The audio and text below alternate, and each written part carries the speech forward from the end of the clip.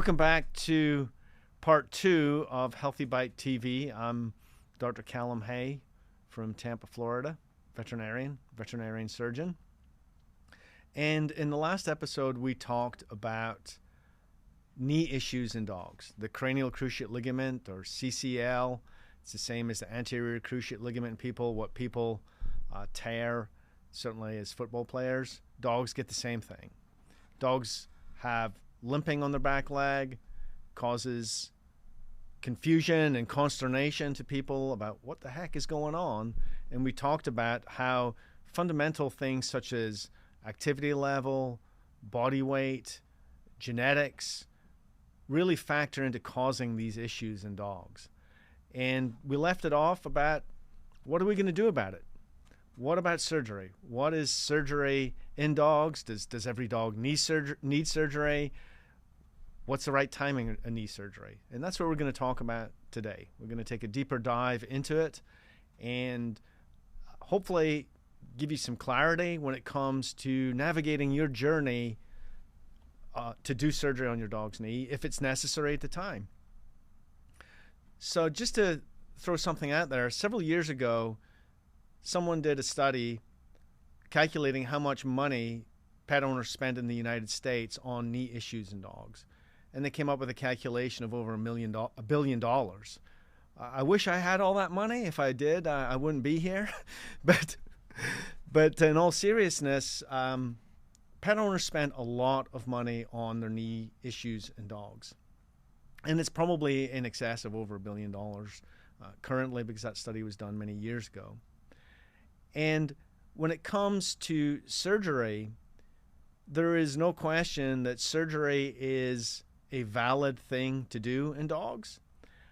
But I want to delve into some of the ins and outs of decision making. And what we're going to do first is take a little bit of a trip down memory lane to what's happened in the last 50 years in veterinary medicine before probably many of you were born, and I kind of almost really was maybe born.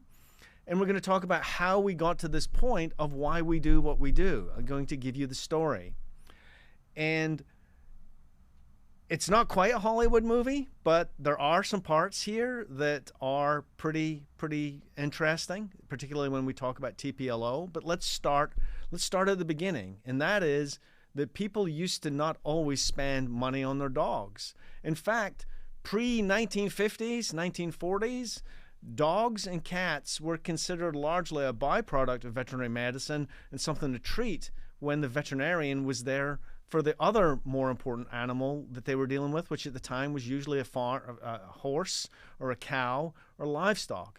And it wasn't until the 50s and 60s that dogs and cats, or companion animals, became popular in veterinary medicine as for people to spend money on in veterinary medicine.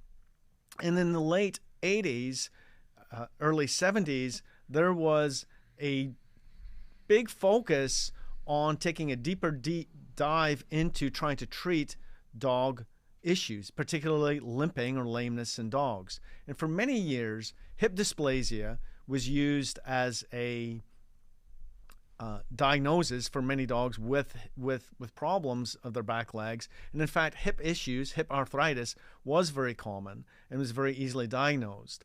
But it became apparent that there was more going on with dog knees, dog hind legs. There was more going on with dog legs. In particular, diagnosis of knee issues.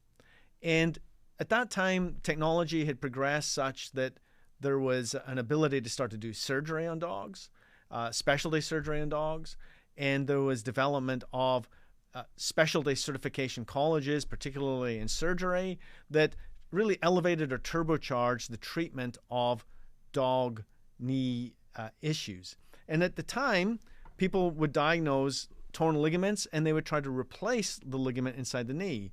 Just to familiarize yourself with this, if you go back to looking inside a dog's knee, there is this ligament in here, and veterinarians were able to diagnose that this ligament was torn, and the first thing they decided to do was try and replace it.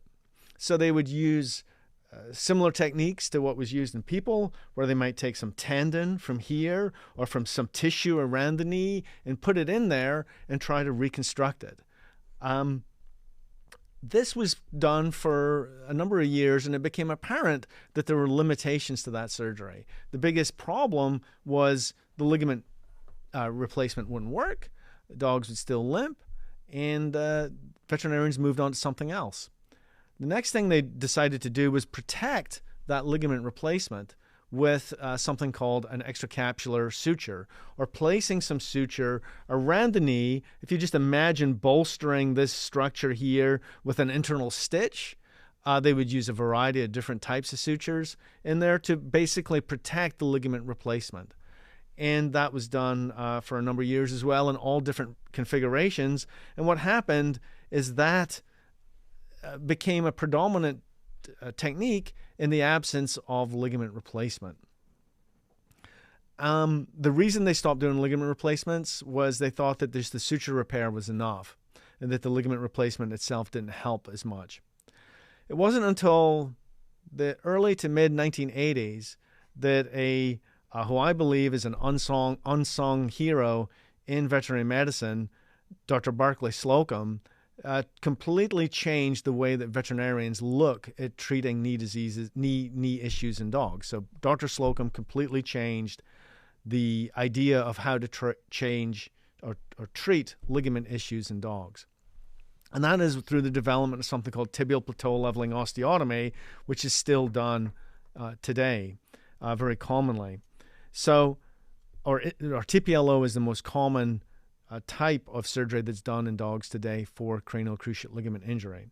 So the basis for this is if you have a dog knee that has a torn ligament and that ligament is torn and you cannot replace or repair it, can we do a workaround to change the mechanics of the knee with a different type of surgery?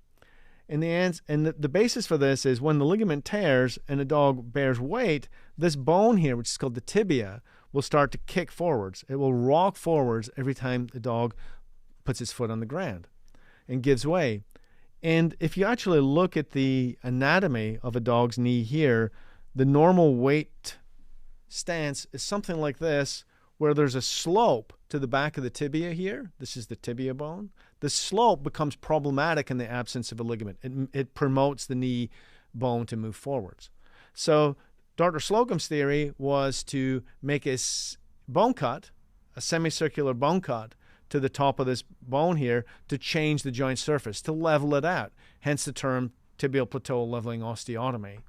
He tried a couple of different techniques before he came up with this, but this became the final product that he came up with to level the top of the joint. And in fact, he came up with this technique originally to try and prevent issues with the suture extracapsular repair. So just as the ligament replacement was developed first, followed by the suture repair to protect the ligament replacement, the TPLO was developed to replace the suture repair, and before you know it, people were just doing TPLOs.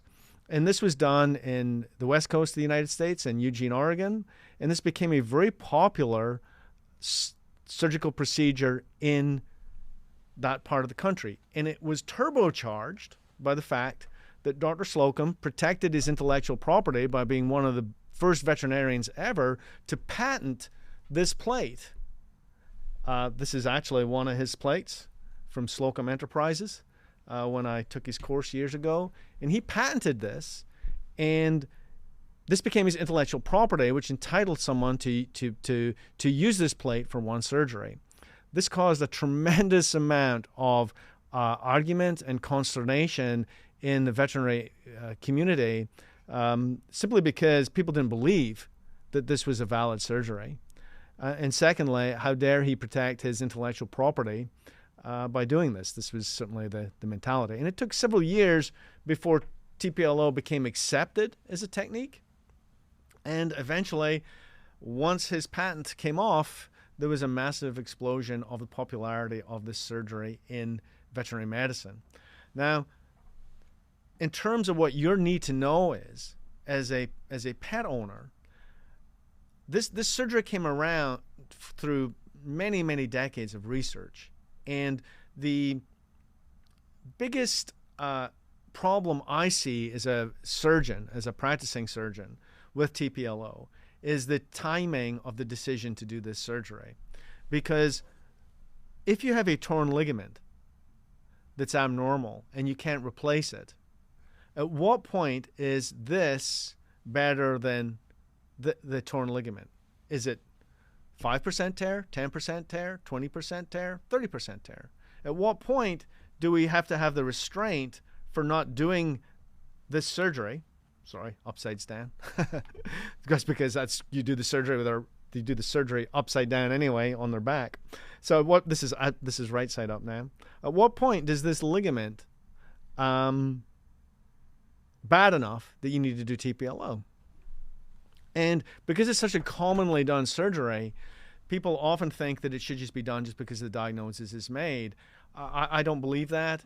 I believe that the right timing for TPLO, much like most surgeries, is when there's enough abnormality to demonstrate that there's enough dysfunction that you're going to treat, and B, if you have enough dysfunction that you're going to treat, that you should then be able to see a tangible benefit.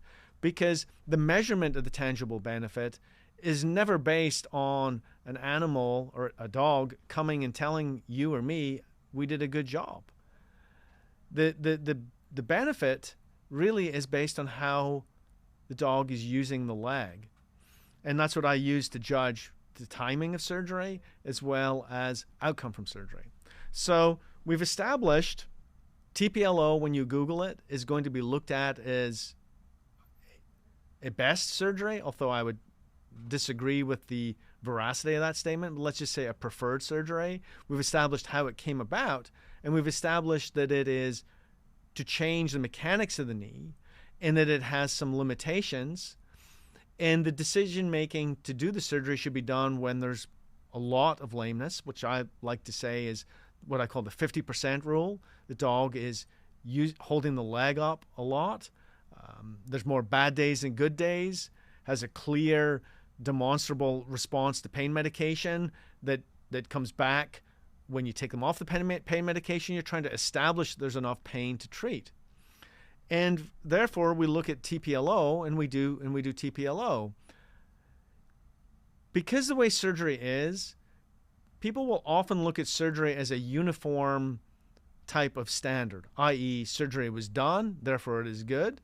Surgery wasn't done, therefore it was bad. When you have outcome measures from surgery, because you're dealing with a biological system, you're going to have different degrees of improvement.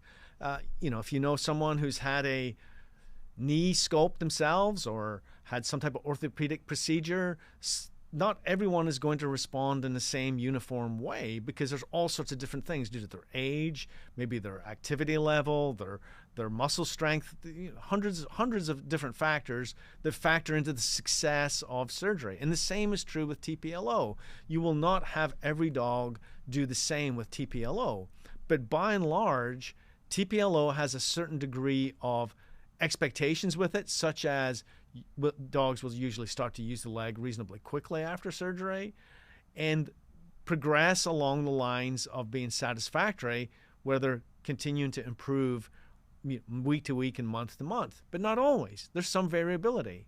But if you have done surgery when there was enough need to do surgery, that variability won't look so bad, because the dogs are improving beyond a baseline from where you started.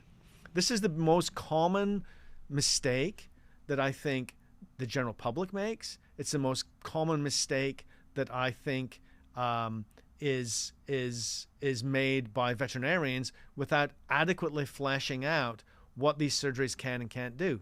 Make no mistake, these are valid surgeries, and they should be considered as part of the valid treatment. And again, the mistake would be surgery is a waste of time. Well, it's certainly not a waste of time. It's just that there is a right timing for surgery, and there's a right timing for TPLO.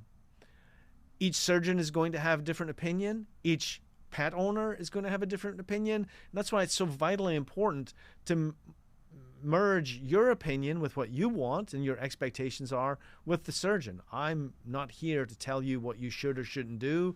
I'm not here to tell any surgeon what they should or shouldn't do, just to try and relay the facts that we can all agree on and try and give an interpretation of that as a basis for making decisions.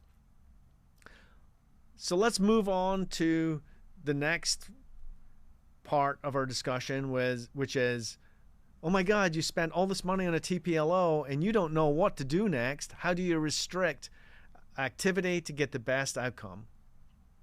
So when it comes to aftercare, each surgeon is going to have their own different opinion on that.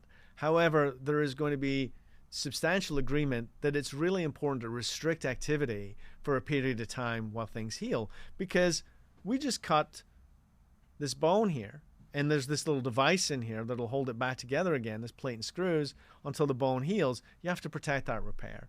Generally, you want to do that for about 6 to 8 weeks, where you have some degree of mindfulness with activity. You don't want the knee doing too much. You don't want it doing too little. Each surgeon will tailor the balance of their activity, but by and large, you do not want to come home and let your wonderful little dog that you have run around off leash outside, unless you're told to do that. But I don't think any surgeon would. You really want to keep them on a leash when they go outside. That is absolutely essential to follow the instructions from the surgeon. Even though you spent all this money on this surgery, it is not an immediate fix, and it is going to take time to get the benefit from that. In terms of how much activity to give, there are different ways to handle that. You can use a physical therapist. You can do it at home.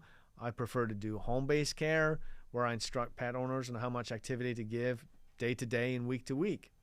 With exercise restriction, you don't want your dog running off leash outside. Second is, it's going to take a few days for your dog to maybe feel better. You're going to be using medications. It helps to read the labels, develop an understanding what those medications are and what they do. Some medications can be used as needed. Some medications are preferred to be used constantly. Just check in with your vet about the recommendations there. Once you go home, it's always good to have your veterinarian's email or phone number handy, just to ask questions or whatever the method is that they prefer to get a hold of you at. The other thing to look at is, in almost all cases, your dog is going to have an incision. There could be different stylistic differences on the location of the incision, the length of the incision, but by and large, dogs do want to lick incisions. So you can use the little plastic lampshade, sometimes soft collars, sometimes donuts. Not all dogs respond well or the same to having something put on their neck. It's a completely foreign experience for them. They're not expecting to wake up with an incision in some vet's office, and they're not expecting to come home feeling a little bewildered. And then on top of that, they're not expecting you to stick something that looks like a lampshade right on their head. Some dogs really won't tolerate it. They try to paw at it to get it off. They bang the furniture, and this can become really problematic. You can sometimes, with a little bit of trial and error, find different things that help. There are different types of cones that you can buy on Amazon and other stores, PetSmart, and you can try things with a little bit of different trial and error to stop your dog from licking at the wound if that's been recommended by your veterinarian.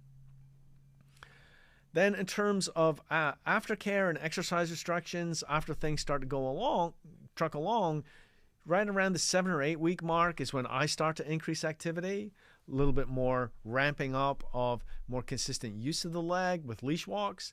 And what I usually tell pet owners is it will take about 3 to 6 months to get to the level of 70 to 90% function. Now, most people can tell a dog that's 70%, it's still got a little bit of soreness there, but they're substantially happy. 90%, a lot of people would say those dogs are normal. But the trend is that they're better as a result of treatment. And that's usually what you'll see, sometimes as long as 6 months, most of the time within 3 months. Now, one of the things that we did not talk about is the meniscus, which is one of the shock absorbers in the knee, which we're going to touch on real briefly here. And that is inside the knee here, between these two bones, is a little shock absorber. There are two shock absorbers. You may have heard of them in people. They call them your meniscus or menisci, medial and lateral. It's very, very common for dogs to damage the meniscus before you do surgery. There are lots of different surgeons' opinions on the meniscus and what to do about the meniscus. If it's normal, that's a whole another discussion for another day. If Dr. Slocum's talk would be about a TPLO causing argument, a great way to start a war among surgeons is to talk about what to do with the meniscus when it's normal. However, what you need to know is that the meniscus is there as a problem. And specifically, if your dog's knee is clicking or popping consistently, it's highly likely, certainly in my experience, that I'll find that there's a meniscus tear there, which needs to be treated at the time of surgery. That's all I have to just now. Maybe the next time we can take some question and answers next time we chat.